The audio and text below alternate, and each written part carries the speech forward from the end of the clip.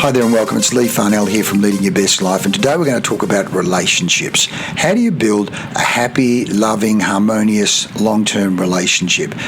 Now, I've got to say, boy oh boy, I've made my mistakes over the years, but today this is sparked from a conversation I had with Laura, one of the women that swim with us at Pod Squad, and she said something which blew my mind, and I went, wow, if only I had learnt this years ago. So I want to share this with you guys and hope it helps you. Here we go.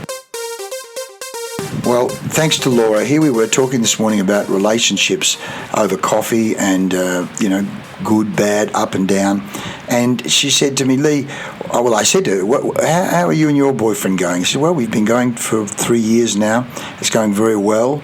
And one of the things we do is every month we schedule a relationship meeting. I said, really? What happens in the relationship meeting? She said, well, in the relationship meeting, we talk about anything that's bothering us about our relationship as to things that might be annoying us or the things that aren't working. But she said we always start with what we appreciate and what's going well in the relationship and all the good things.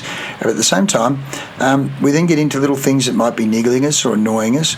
And she said, we sort through problems. And I said, does either party get defensive? No, we agree that we're not going to get defensive, and we apologise and we say we're going to adjust. And I said, what about raised voices? No, there's never raised voices. She said, raised voices, that's the beginning of the end when there's raised voices. I said, wow.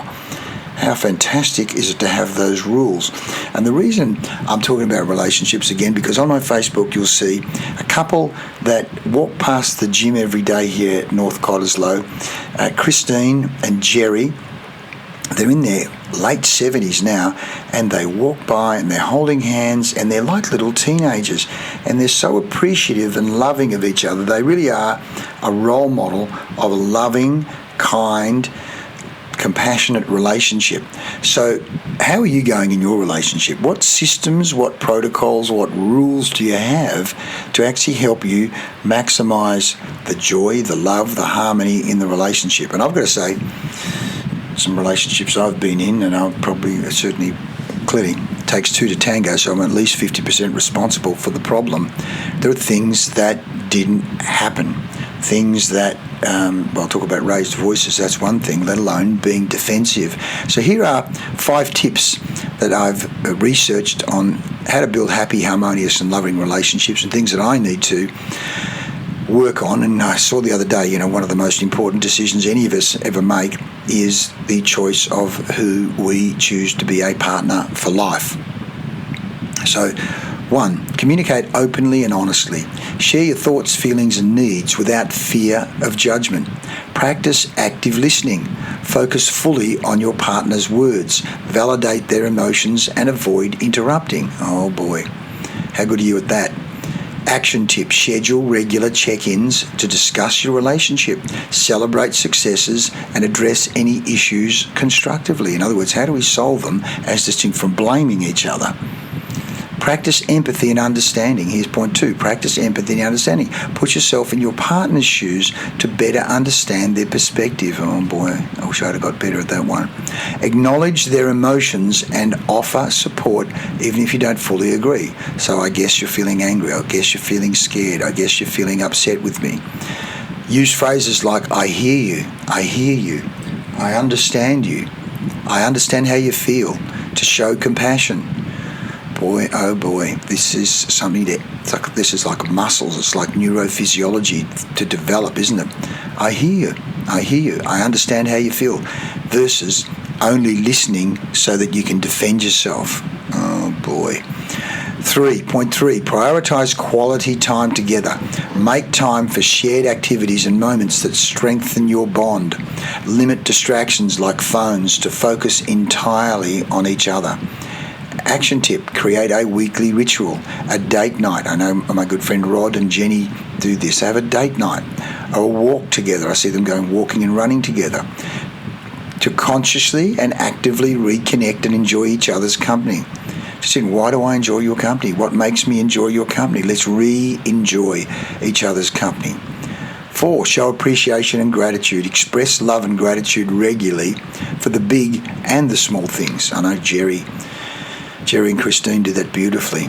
Avoid taking your partner for granted. Notice and acknowledge their efforts. Oh boy, I think I've been guilty of that over the years. Avoid taking your partner for granted. Notice and acknowledge their efforts.